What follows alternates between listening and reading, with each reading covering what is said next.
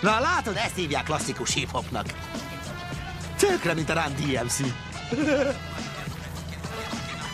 Szerintem inkább Grandmaster Flash.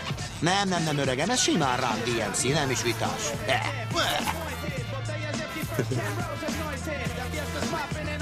Különben is mit tudsz te a hip-hopról?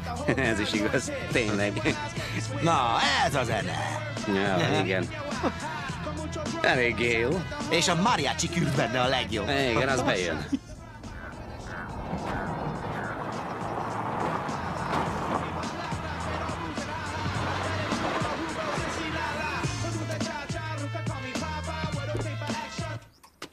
Nem áll, hadd szóljon.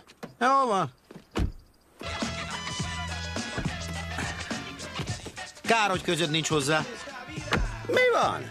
A zenéhez. Lefogadom, hogy még csörögni sem tudsz az ilyesmire. Hát akkor döbbenni fogsz. Nagyon is tudok. Te!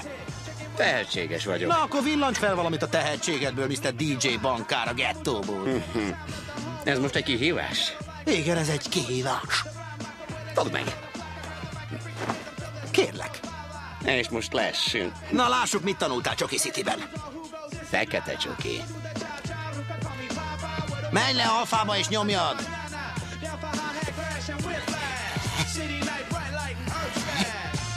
Aha. Tényleg van benned egy kis gettó.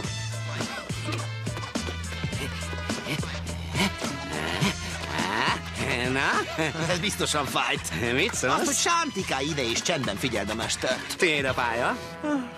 Jönnek a profik. Megmutatom, hogy műveltem én ezt még az FBI előtt. Az egészet szépen lazán, nyugisan kezdjük. Így mi.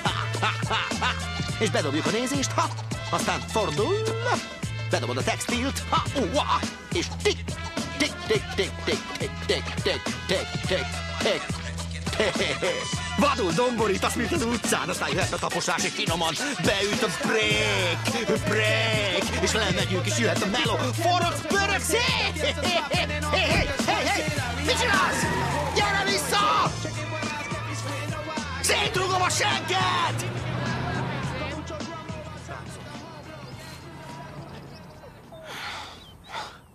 Megölöm. Na, túrázzunk. Te, működnek még a lábaid? Gyerünk, futólépés, futólépés.